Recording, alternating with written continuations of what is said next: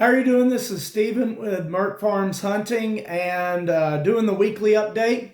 Gonna just give you an update of some things going on with the business and the hunting leases.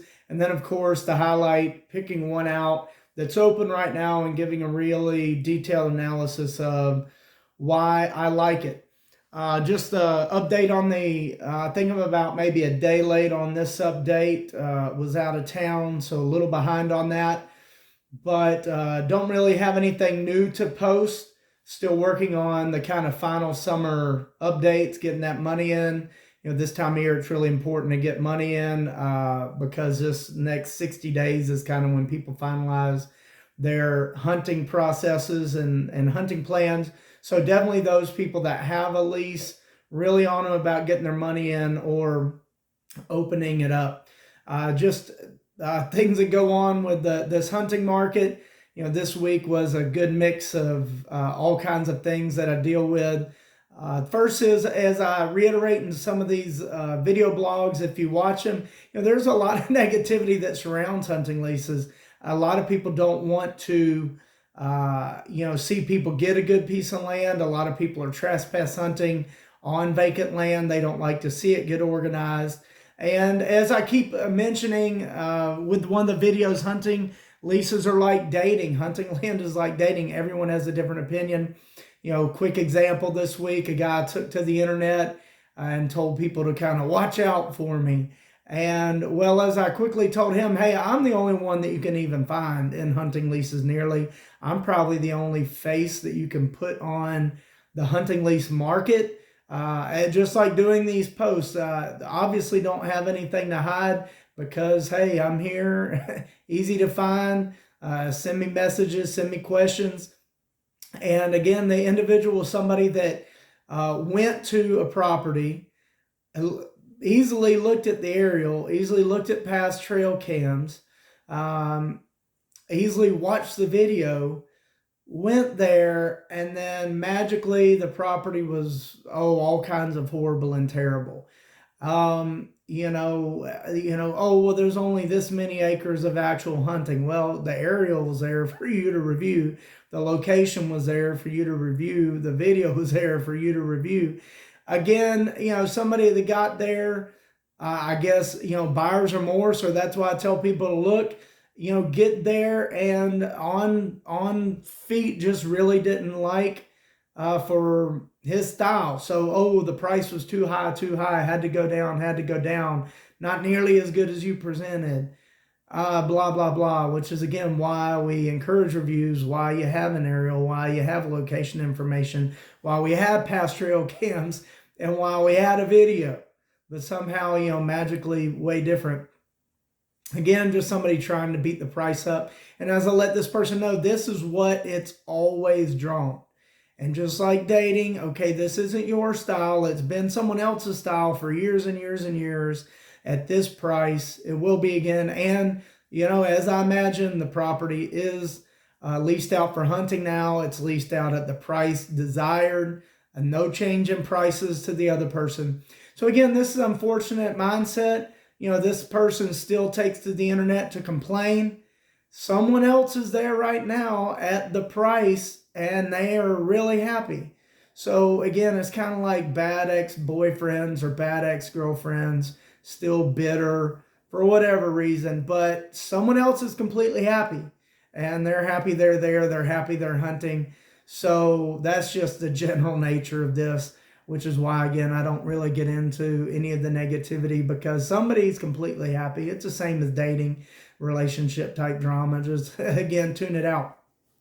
Now, this week, too, have one of the things that I'm on the watch for and am trying to devise more strategies in the future, and that is somebody just caused a bunch of drama on doing the whole strategy of thinking they know where property's at, clicking on PVA records, clicking on various internet resource and apps for maps, and then started reaching out to landowners directly.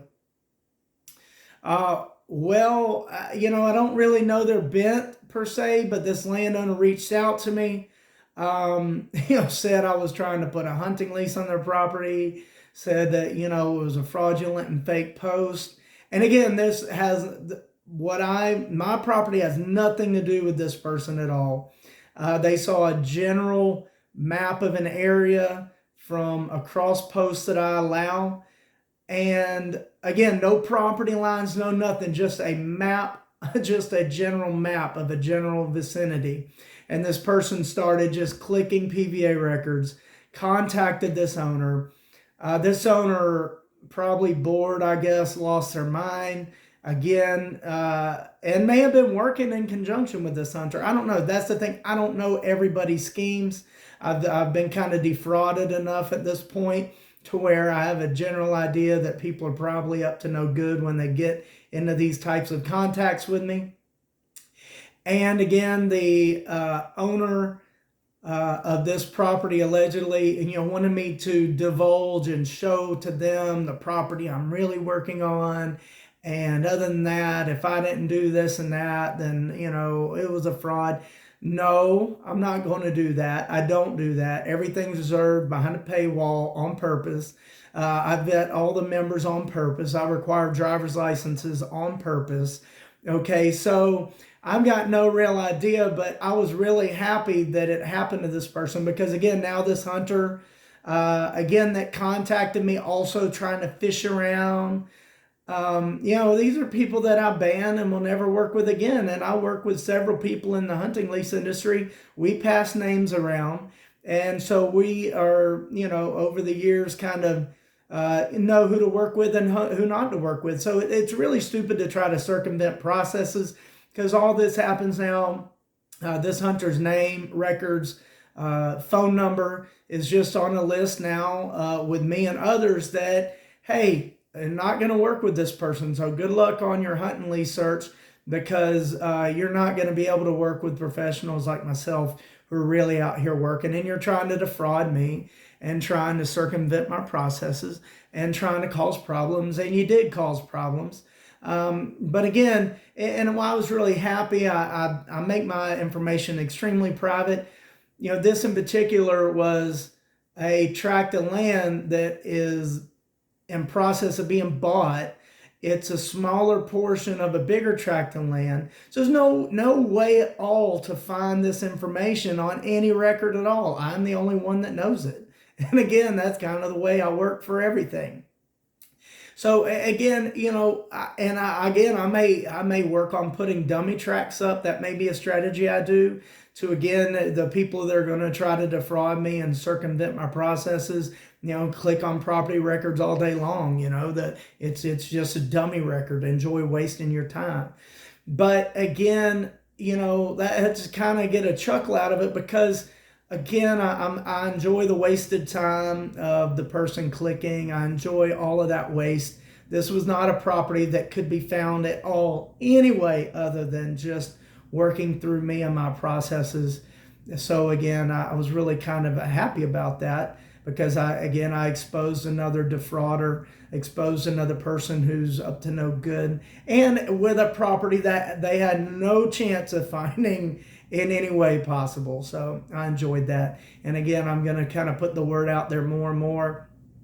At least on my property is going to continue to be impossible to find. And then again, I may salt it with a few, fun ones that are friends and family, or, work with somebody to allow some dummy tracks that I can find out who's trying to click and who's trying to defraud me. And again, just keep building that list. And again, it's not worth it. It's not worth it to go down that road and circumvent processes because all of us that are professionals and truly doing this, to the best of our ability, we talk and we kind of know who to avoid.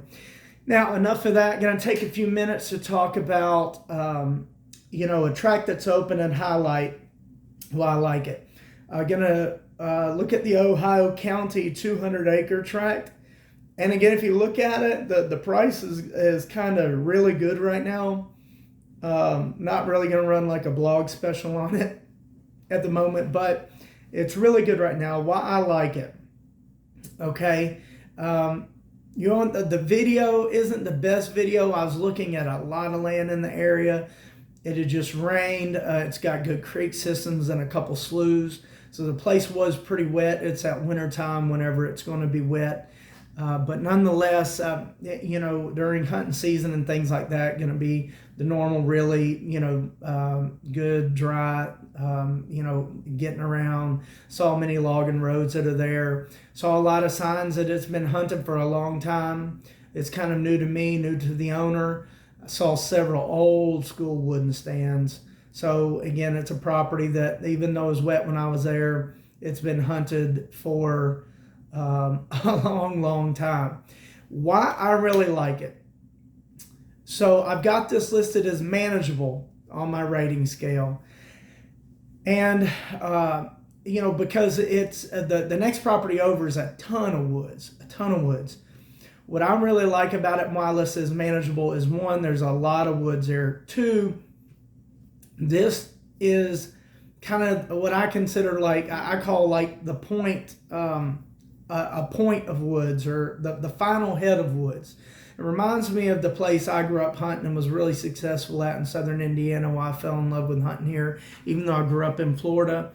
My grandparents' farm, it was that last set of woods before the big ag field started in that part of Indiana. And from my family's head of woods, probably from there, a straight mile or so to the river, the Ohio River, mile and a half, was nothing but woods from then on.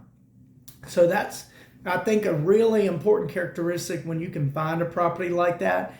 That last set of woods before a lot of ag. This is like that. It is the last set of woods, about 200 acres of solid woods, and then from then on, it is surrounded by crops. But it is attached to much bigger, larger blocks of woods that go on and on and on. So I like that. This is their last staging point. This is that last point for them to be coming and going, bedding and living between their food source and their really great big security of the wood. So I really like that. They're going to eat. There's not really a whole lot of other connecting woods whenever they leave these woods. So again, they're going to eat and circle around and do all that and do especially their processes at night. But this is a set of woods that basically they've got to be in before they get out and get into all their food. And it's 200 acres, so they're going to roam around more. They're going to move into those other woods there on the other property. But this is that last set of woods before a lot of their food sources. So I really like it. Usually means it's a great property to me, because they don't have anywhere else to go really before they get out and eat. Another reason why I like it, it's manageable. As you see from the video, I was able to capture one of the biggest rubs that I've ever found. I've looked at so much land, probably more land than anybody in America as far as I tell people. But this was, it'd be a top 10 rub that I've ever seen, maybe a top 7-ish in there. Big old tree, good, I don't know, 8 to 10 inches maybe in diameter. You'll see on the video, it's a big one. So, good deer sign, good big deer sign, aggressive rubbing, old ladder stands found in there. So obviously it's been a place that's been recognized to hunt. Another reason why I like it, it's pretty diverse. The creek system that surrounds it, if you want to fish when you're there, definitely fish in that creek. There's a couple sloughs that stay wet mostly all the time. If you're into duck hunting, probably some decent duck hunting opportunities in there. Also, the creek itself is plenty big enough for ducks to be in there and out of there. Another reason why I like it, it's typical for me. It's one of my more investment landowners. You're going to be able to come and go as you like. Another reason why I like it, it's one of my younger landowners. More than likely going to have it a long time. Another reason why I like it is I know he's working with a forester on kind of a long-term forest management plan. Good indication it's going to be there a long time. So it's a really good opportunity. One of the big things people look for with the hunting leases is the ability to have them for a long time. Again, one of my younger owners, one of my more hands-off owners, probably going to be a good long-term type of situation. So again, another reason why I like it, it checks that big box that a lot of hunters are looking for. It is a big block of woods. Like I said, saw a lot of your logging roads and things in there. Good different types of woods, some bigger, more mass trees, also some a little more stickery thicket with some smaller cedars growing in there. So again, a really diverse and you know, like I said, the food sources galore right there. Last set of woods. So again, I really like the Ohio Kentucky 200-acre tract for all those reasons. The price right now on it's pretty good. It is one of my landowners that likes their money to be kind of high, so it's not going to be cheap, but nonetheless, the price is pretty good for what's going on with the prices in the area and what you're going to get. So anyway, this is Steven with Merk Farms. Looks like it's May 16th, doing a weekly update, giving you some insights and a little bit of the wildness that goes on with doing this sometimes, and then also that Ohio County Kentucky tract looks pretty good for the reasons I've outlined. This is Steven. If you have any questions, send them in. And again, you know, need hunting land, hit me up. I'm one of the best in the business and easy to find.